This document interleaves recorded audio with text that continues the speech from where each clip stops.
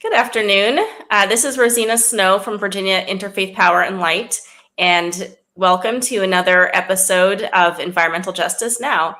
I am joined today by Joelle Novi. Joelle is the director of the Maryland, DC, Northern Virginia IPL, another chapter of Interfaith Power and Light that we often work with here at Virginia Interfaith Power and Light. Before we start today, I'd like to do a brief land acknowledgement. Because we want to remind ourselves that we gather on the unceded land of the indigenous peoples.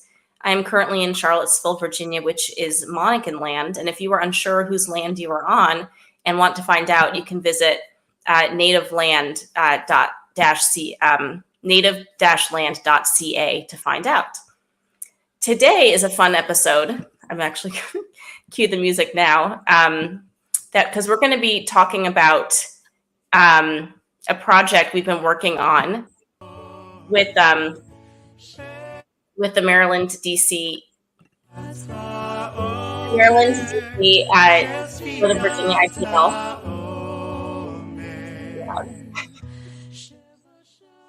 There we go. And what we've been working on is the Omer Creation Climate Calendar, which is similar to our Lenten and Ramadan calendars, in that it ties a religious season to the practice of caring for and connecting to the earth. I just turned on some music in the background that kind of sets the mood for this conversation. And this music puts words to the prayer of preparation for counting the Omer. And Joelle will tell us more about Omer and the calendar in a moment. But first, I'd just like to give her a warm welcome. So welcome, Joelle. Thank you for joining me today. It's so wonderful to be here. We love working together with our sister IPL in Virginia, and I'm preparing with all of you to enter this season of Counting the Omer. Awesome. So with that, I'm going to pause the music so we can kind of get into our discussion. But thanks for sharing. And that is the musicians there. I just want to share who they are. Beautiful, beautiful music. So, and the name of that is, do you remember the name of that? I have it in Safarat HaOmer. Omer Nigun. Mm-hmm. Yeah, Nigun. Nigun is a wordless melody. So the first part was wordless, and then they said the blessing for preparing to count the Omer. Wonderful. So I hope folks will maybe take some time to listen to that whole thing on their own, because it is really very beautiful. All right. So Joelle, thanks again for being here. I'm wondering if you would just give a little introduction of yourself and also, the Maryland, DC, NOVA chapter and what you all have been up to. Yes. Thank you so much. Joelle Novi, she, her pronouns, with the Interfaith Power and Light that serves DC, the DC area and Maryland. And I've served in that role since 2009, so almost 14 years. And I grew up in Baltimore and now live in Silver Spring, Maryland, and have always been part of many overlapping Jewish communities. And it's been my passion for well over a decade now to challenge my own communities and all communities of faith and spirit to, like Virginia IPL does, to respond to climate change as a moral and religious challenge. Wonderful. So getting into the conversation, we listened to the music. We talked very briefly about this, but would you please tell us about the Jewish season of Omer, also known as the counting of the Omer? So this is a tradition with many layers that have accumulated over the generations. But the basic origin of it is a kind of agricultural counting of sheaves of barley in preparation for bringing them to the temple. That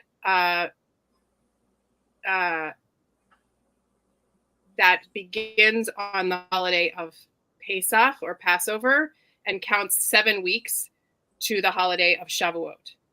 And it's literally a kind of sanctified counting. You literally say, blessed are you who commands us to count. And then you say the number of the next day. So you count each day, and you say a blessing over the counting. This journey of 7 weeks of 7 days has taken on additional layers of meaning over the generations. So the idea of journeying from Passover, the holiday when we remember the Exodus from Egypt, the freedom from slavery, and then 7 weeks to the holiday of Shavuot, which sometimes in English might be called Pentecost, I think.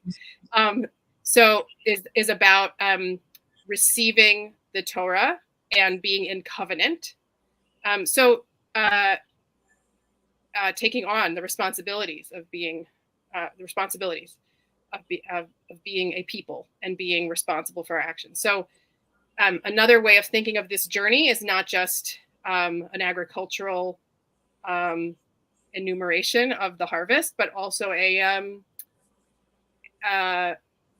spiritual journey from freedom from slavery to freedom for. Now that we have this freedom, who will we choose to be? And that's certainly something that I can see connecting to our challenges in the climate crisis, where it's often easy to focus on all the reasons we have to get off of fossil fuels and all the bad things that will happen if we don't. And it can be more challenging to think about, well, what is the world we're building, and what is our vision of a sustainable and livable in the future? What do we want this freedom from fossil fuels for? Yeah. Yeah. As you're saying that, I'm just thinking about that part of the story, and how at one point, the people have left and are like, we're going to die out here. We have to go back. And I think sometimes there's that strong emotional feeling of like, okay, we know we have to get off fossil fuels. We know we have to move towards something new, but that can come along with people having like a fear of, wait, this is unfamiliar. Like, are we going to be able to do this? We have to do all these new things we've never done before. I'd rather just go back to what feels comfortable to me. But I think about that a lot. Yeah, I think a lot about it's so clear in the text of the Hebrew Bible that there's a lot of ambivalence from the recently liberated Israelites about this new freedom. And one of the things, one little detail that I love that I spoke to one of our congregations about in the last few months is that when they come through the sea and realize that they're free, the women pick up timbrels like tambourines or something and dance. Miriam, led by Miriam, the prophet, and it's like, where did that tambourine come from? Like, they're coming out of like the most oppressive situation you could imagine, where they could only carry the absolute essentials, and yet she could envision a world in which clearly she packed it. There were no tambourines in the yeah. So like, how do we bring, how do we envision the world we're building together, even though all of us have only ever known a fossil fuel world, such that we like bring our tambourines in case, for the world we're building too. Yeah. I love that. You also, in the email message you sent out introducing this year's calendar, you also talked a bit about idolatry, which is another part of that story. I'm wondering if you could elaborate on that a bit. Yes, I've been thinking a lot about how we're all complicit in the systems that are causing harm and violence in our world, but so often that connection is invisible to us, and it really takes work and bravery and intention to become aware of those connections. And so the example I thought of from the story that we're this season is that, in between that journey of being freed from Egypt and arriving at receiving the Torah, there's like a false start where the Moses is bringing down the first set of tablets and discovers that the people have all built this idol in his absence, the golden, what's called the golden calf, right? And if you read the story, absolutely everyone participates. Aaron sort of facilitates, but everyone brings their own, brings actual gold and like contributions to this travesty, you know. But then when Moses is very angry and asks how it happened, Aaron says, I just collected people's gold and I hurled it into the fire and out came this calf.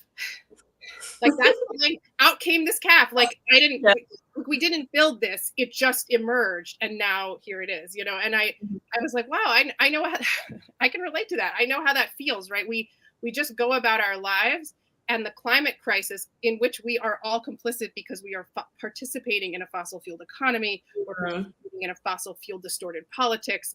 You know, we are all participating. We are participating in industrial food systems.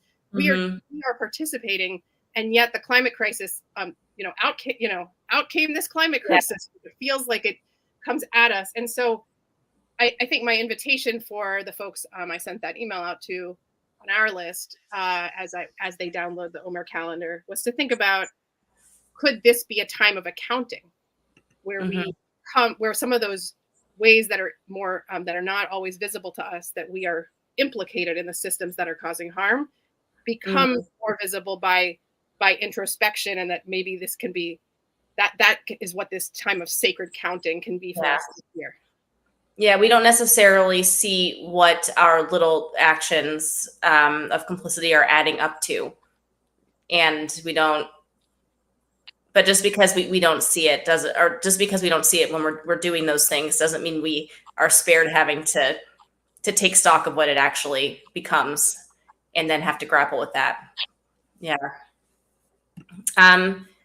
So yeah, I think that is there any also a link between just like those are themes that relate to what we're going through with the climate crisis, but just the agricultural nature of this season, you know, how can that help us connect more deeply to the earth as well?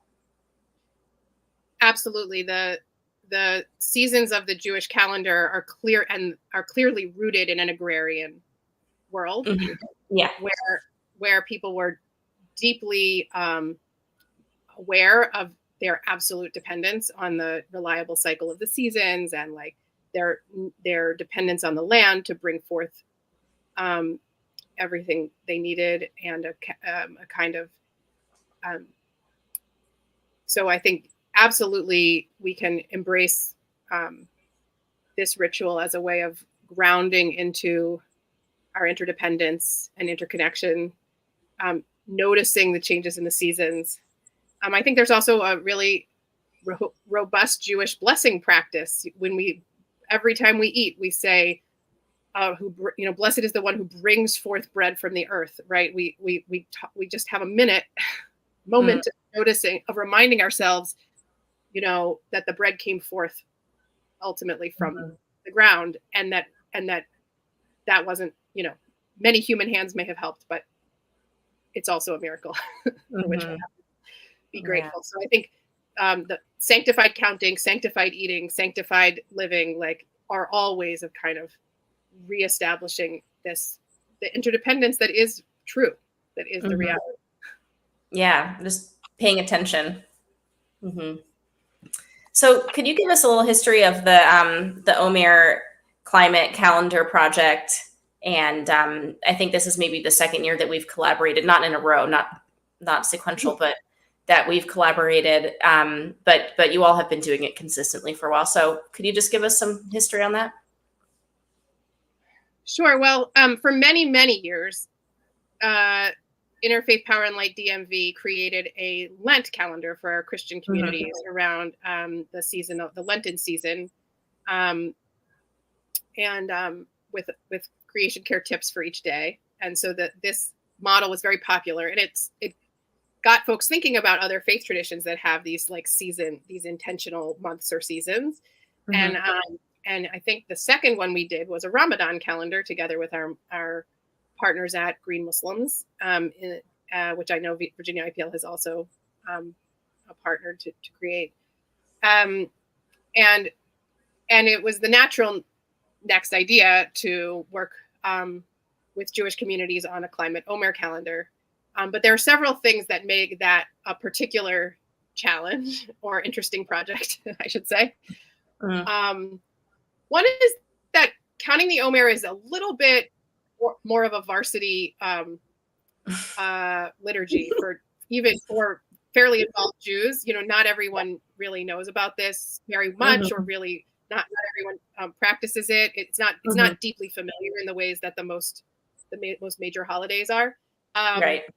And so we were to do this, we needed to we were inviting all communities, including the Jewish community, to embrace the practice of counting the Omer as an interesting opportunity for those who hadn't already been doing it. The other complication is one of the layers of mystical meaning that have been assigned to the days of the Omer, which is a whole nother, which was very challenging to represent in the calendar, but like really cool and meaningful too. So, and this is where I'm going to try to explain this really clearly. So it's 7 weeks. It might help to put the calendar up here. So let me. Yeah. Well, let me explain abstractly first, because the calendar is on days of the week that are off from the grid. So if you imagine a box, 7 by 7, 7 weeks of 7 days. So the mystics of the Jewish mystical tradition, Kabbalah, assigned attributes of God to. There are 7 attributes of God and they assigned 7 attributes of God, 1 to each week of the 7 weeks, and then that's like the rows. And then they assigned the same attributes of God in the same order to each of the days within each week, so that every single day of the Omer is a unique intersection of 2 attributes of God. That's so for example, loving kindness is the first one, chesed.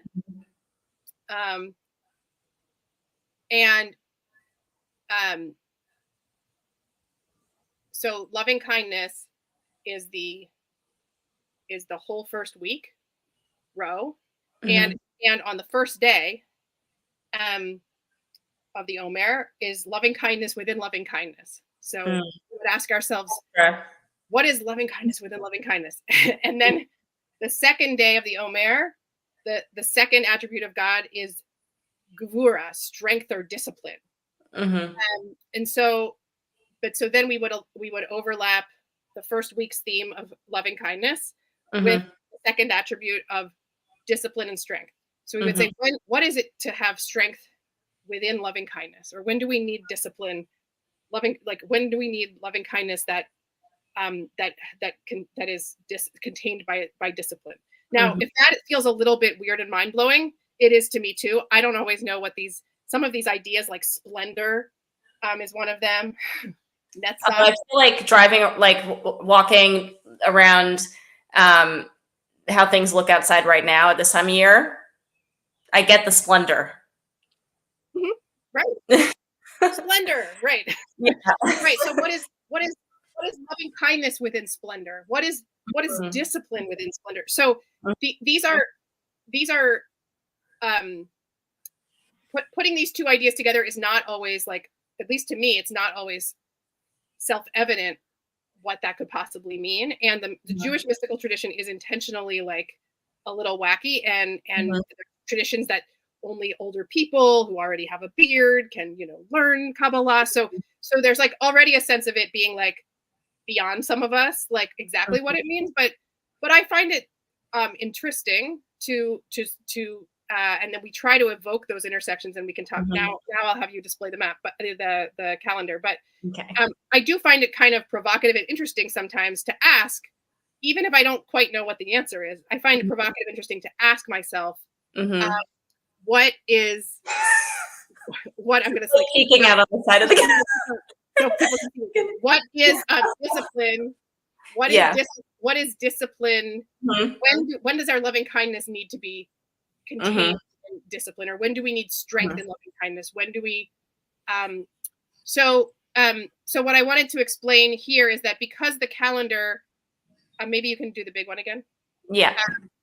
Because the calendar, we wanted it to look like we also live in American culture where weeks are Sunday through Saturday. So we wanted to make this calendar useful to those of us who like live in this culture, as well as those who are counting the Omer.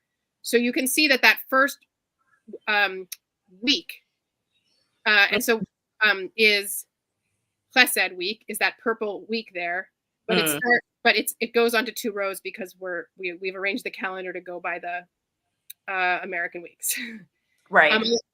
I'll also make a note, and this is just true of everything in Jewish tradition, is that we consider the day as starting the night before at sundown. That's like if anyone's participated in a Passover Seder, you know that it would be the night before the first day of Passover. If you participate in a Shabbat dinner, it's the Friday night after sundown. That's the Sabbath begins. So the Omer is the same way. So what you see there as Wednesday, April 24th, is day 1 of the Omer, loving kindness within loving kindness. But we will do the first counting at on the second night of Passover, which many Jews attend a second night Seder, a second Seder, and that would be the setting in which we would count the Omer for the first time. Yeah. Neat. Well, I think we can see how beautiful it is. I mean, it really is beautiful to look at, these colors. Very easy to follow. Again, here's a closer look. Yeah. Can I give a shout out to Elizabeth Stevens, who I know is an alum of Virginia IPL. Yeah. And also served on the IPL DMV team many years ago. And she is the designer who figured out, the beautiful graphical presentation of quite a bit of information. Because there's information on this calendar about English months like May and April and June. And then you also see information about the days of the week as we observe them, that you also see information about Rosh Chodesh, the new Jewish month, and the names of those new months as they appear, as well as the days of the Omer, as well as the weeks of the different divine attributes. So there's just a lot of information. But one double-sided page, but it contains so much richness.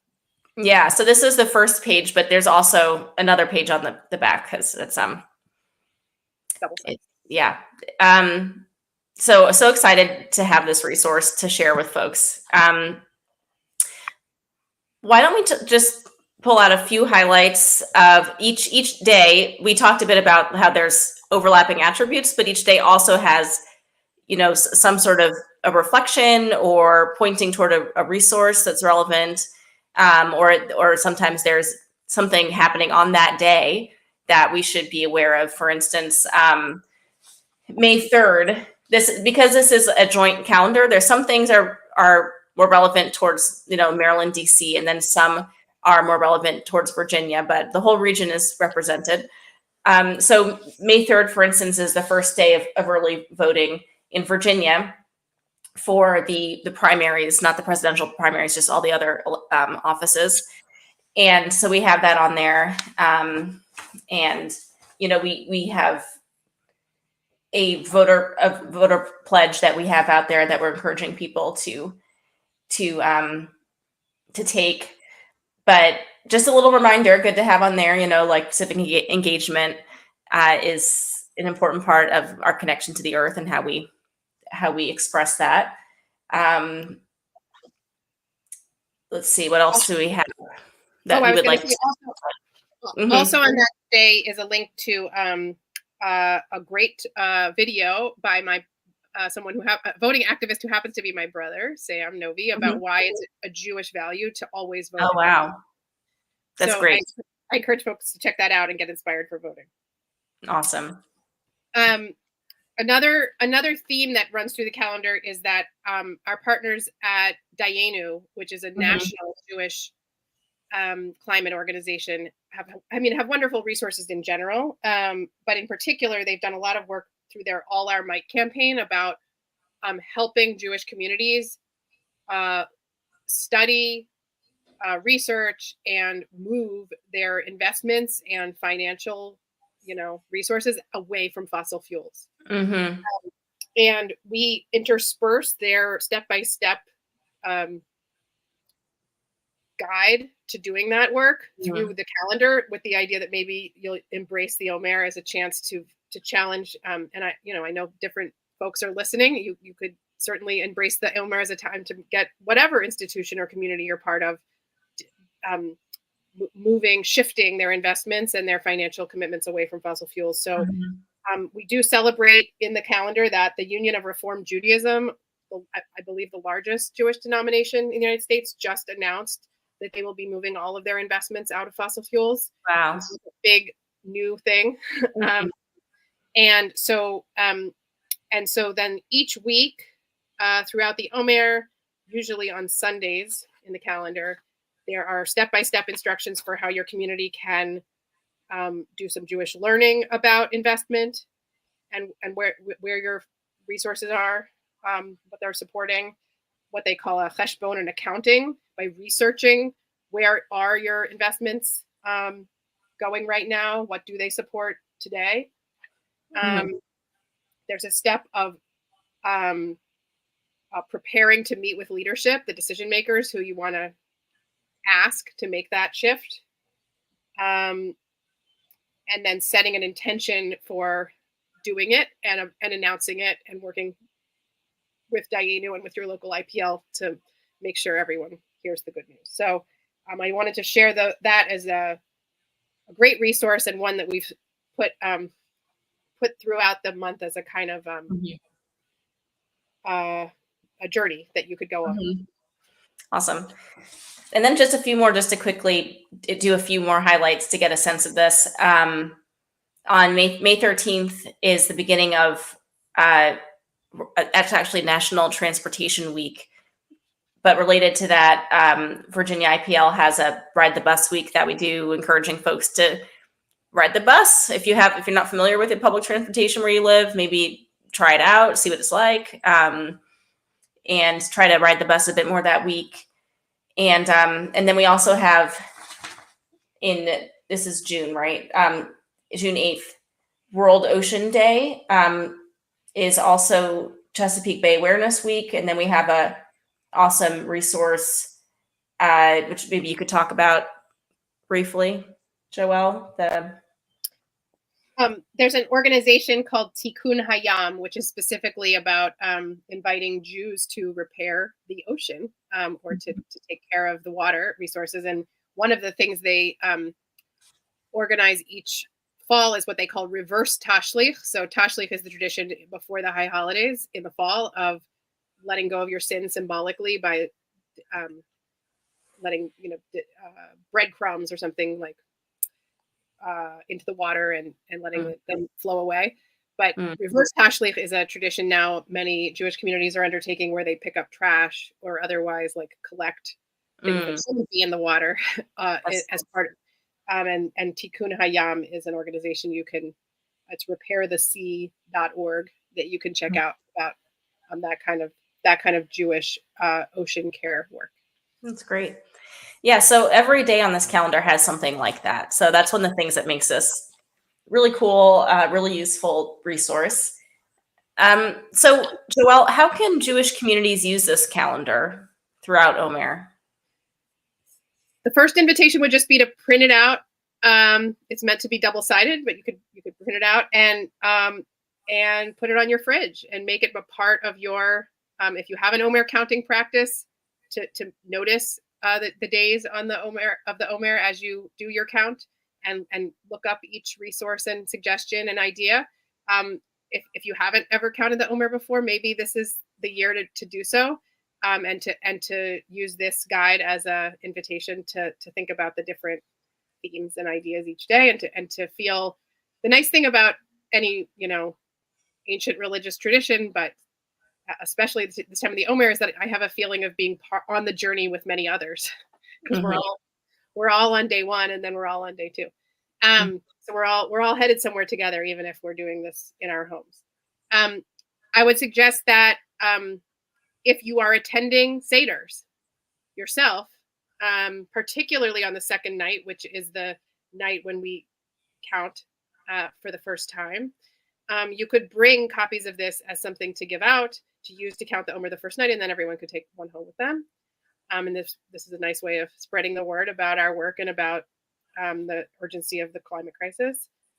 Um, uh, I would say that many Jewish communities, not all, but many Jewish communities host a second night Seder, like an official communal gathering of many people having a Seder together in the synagogue or temple. If that's the case in your community, ask the decision makers or the leaders of that event if they would give everyone one of these. Because the second night is the night we start counting the Omer, so it's a nice Seder favor and would be another way of bringing Virginia IPL's work and these concerns about climate protection, into a wider group of folks. Yeah.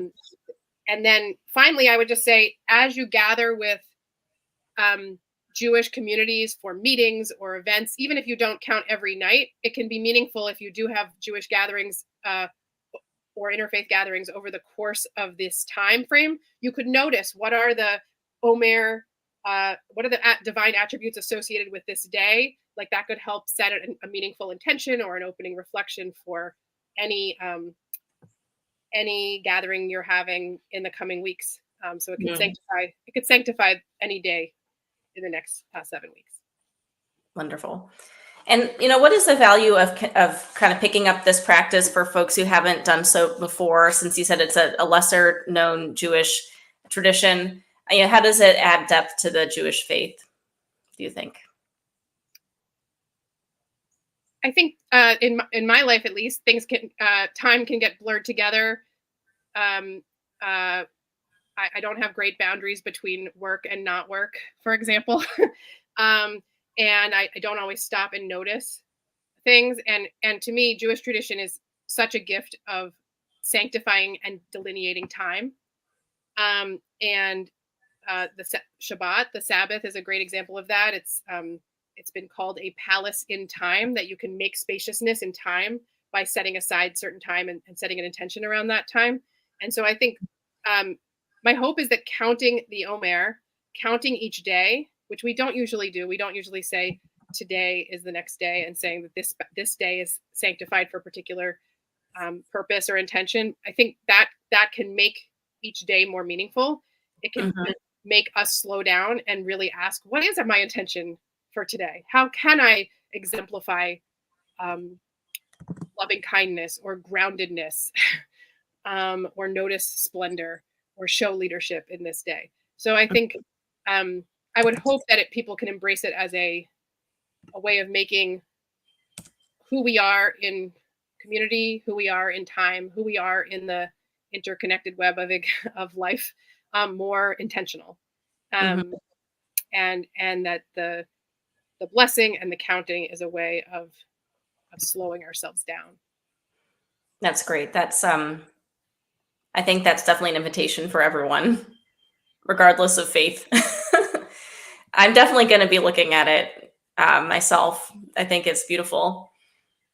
So I've shared in the comments under this video the links to the Omer calendar. You can get it through the Maryland DC Nova chapter or through the Virginia one.